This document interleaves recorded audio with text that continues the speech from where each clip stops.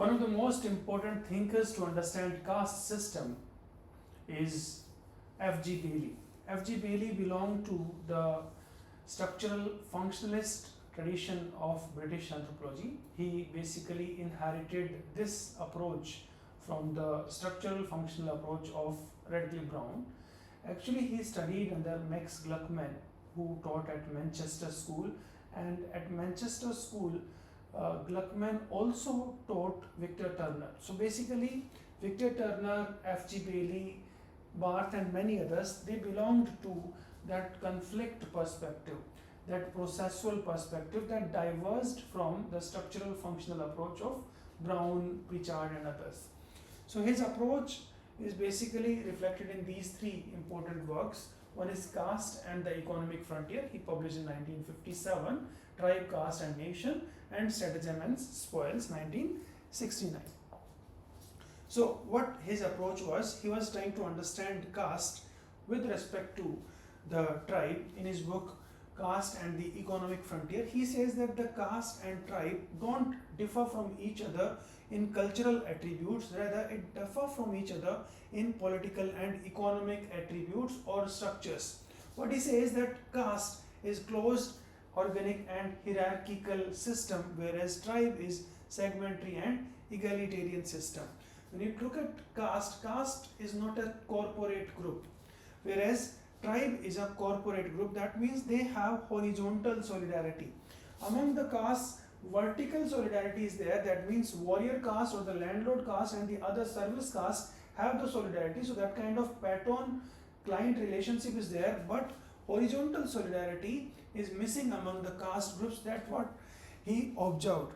Now, what he saw in his study of Bisipara village, he said that traditional social structure is changing into the new, modern, complex social structure because of the British policies as well as market expansion. He explained this in his book Caste and the Expansion of Caste and the Economic Frontier. So he says that expansion of economic frontier was responsible for change in the caste structure.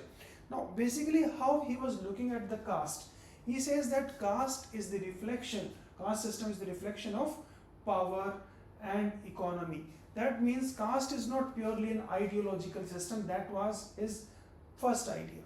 Now, what he saw that in the traditional society of Bisipara, in early society, there were warrior castes, and the warrior castes were the land holding castes, and they were served by some community castes, community servant castes, and the field workers. Community servants were clean castes like distillers, barbers, washermen, Brahmins, and unclean castes were pens. Now these distiller caste and barber caste, they acquired wealth because of the market expansion and British policies, and through them they Sanskritized themselves. So basically new social order emerged. Now they bypassed the village councils. Now what happened? The clean castes have Sanskritized. How they Sanskritized? So these distiller castes, the board distillers, they basically acquired wealth by the selling of liquor, and by the selling of liquor, when they acquired wealth, they started purchasing land, they started investing in land. So land was the ultimate source of authority for the warrior caste. Now that authority started diluting, so they started Sanskritizing, and they started bypassing the village council dictates. Why? Because they have wealth and they have network beyond the village also. That's what he observed. Now in the unclean caste, what happened? They also acquired wealth through the government policies as well as market expansion. Now, but when they tried to Sanskritize, it was opposed by the warrior caste. And what they had to do then, they invoked state authority. At times they had to call police. So he mentioned a significant incident also from Baderi village.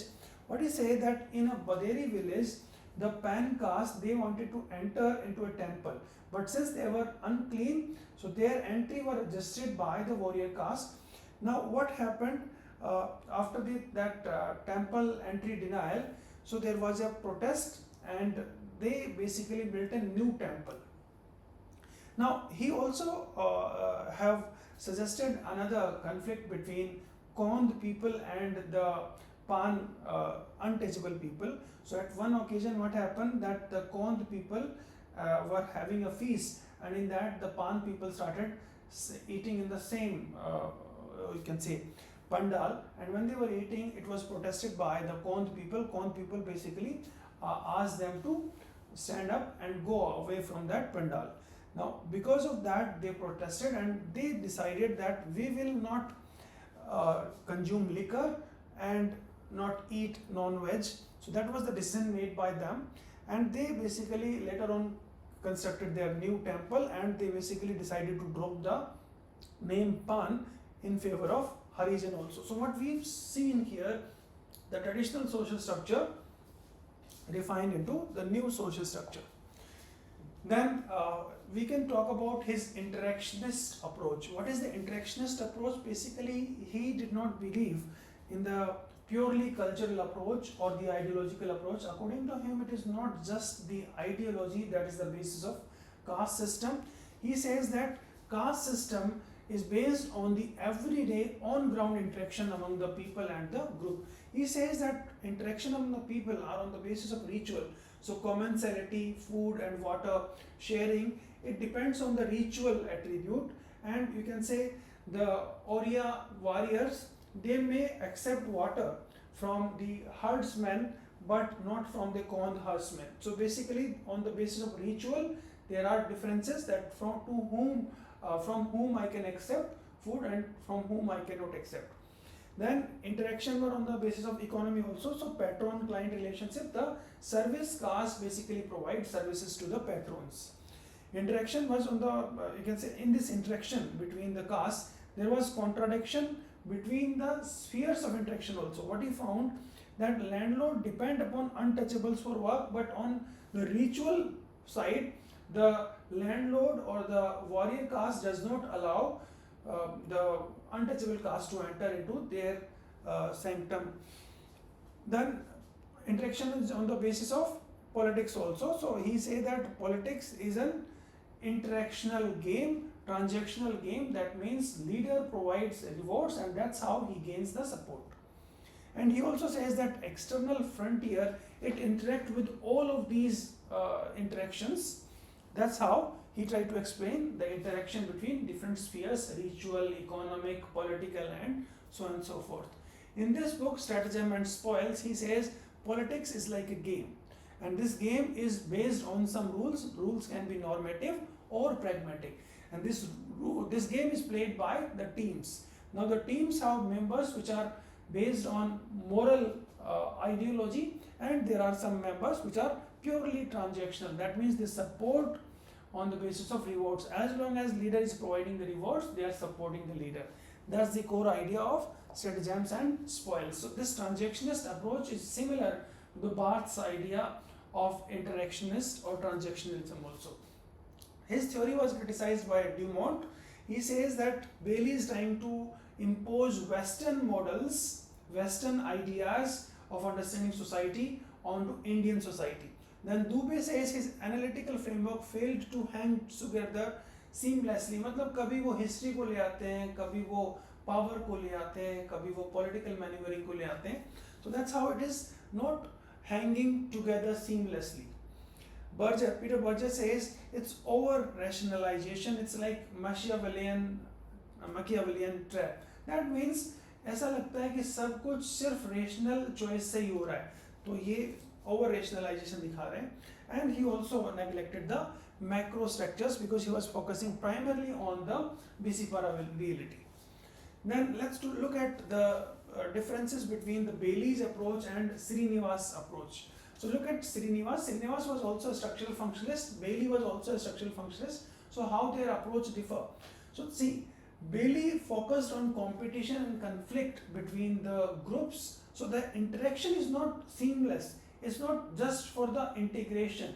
Sanskritization is not always accepted. So that's what he says. But he says that it would be for integration, Sanskritization, dominant caste. So he looked at the society through the harmonious view, integrationist view, and his view was that of conflict and competition. He basically looked at the strategic leadership. That means the leaders, they give rewards and in return they get support. So basically his idea was that of patron-client relationship. It's a kind of game That means the strategy is winning. The strategy is responsible for better leadership. His focus was that there is a dominant caste, and that dominant caste is based on some cultural or some attributes that are found in that kind of society. So इसका main focus उन attributes पे था, ये leader कैसे manoeuvre करेगा उसके ऊपर focus था. तो इसका फोकस क्या था? पॉलिटिकल मैन्यूवरिंग पे, और इसका फोकस था सोशल मोबिलिटी पे. Then let's look at the difference between Bailey's approach and Dumont's approach. So Bailey की जो approach थी, that was interactional approach. Dumont का जो approach था, that he gave in his book Homo Hierarchicus, he says that it is the superiority of pure over the impure. So it's an ideological system. He saw caste as an interactional, transactional system. So Bailey considered power and wealth as the important factor for determining the caste status and caste hierarchy. He saw values of pure and impure as the important factor for the caste hierarchy. He saw political action as the important thing for the caste hierarchy, or you can say for transaction, and he saw hierarchy that is culturally given. He saw society as an arena of competition. That means यहाँ पे सब political action हो रहा है, political maneuvering हो रहा है, leaders are distributing rewards to gain support, and he say that Indian society is a totalistic society in which values basically decide who is superior, who is inferior. It's not individualistic society. That was the idea of Dumont. Dumont says that Western society is individualistic, whereas Indian society is totalistic. That's what the core idea of Dumont was. Then let's look at the difference between Bailey's approach as well as Bethe's approach as well. So Bailey and Bethe both were looking at power, wealth and caste. That means दोनों के approach में दोनों चीजें थी कि दोनों लोग देख रहे थे स्ट्रक्चर के अंदर पावर और वेल्थ को, बट इनके में डिफरेंस क्या था? इनका मेन फोकस स्ट्रेटिफिकेशन को समझना था. दैट मीन्स बाहर क्या दिख रहा है, आउटकम क्या है, इनइक्वालिटी है कि नहीं है, उसको देखना था. इनका फोकस स्ट्रेटजी और कंपटीशन को समझना था. How political actors are manoeuvring, that he was trying to understand. Then he was trying to understand the political processes. He was trying to understand the stratification. He was trying to understand the factions, the transactions, the interactions, and he was basically looking at the outcome, the social status that are found in the society.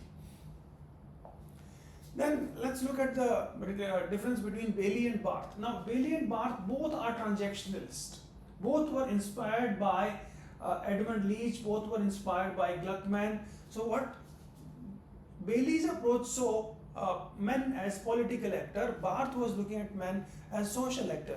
His main focus was to understand the maintenance of ethnic boundaries, and his main focus was how political leadership exercise authority, how authorities basically or leaders get authority. That's what the core idea of Bailey. So you can understand these relations. Now when you study a thinker, make sure you understand that thinker in relation with other thinkers to get a good grasp over the thinker. So I hope I might have done justice in teaching Bailey. If you like it, please do like, share and subscribe our video. Thank you. Jai Hind.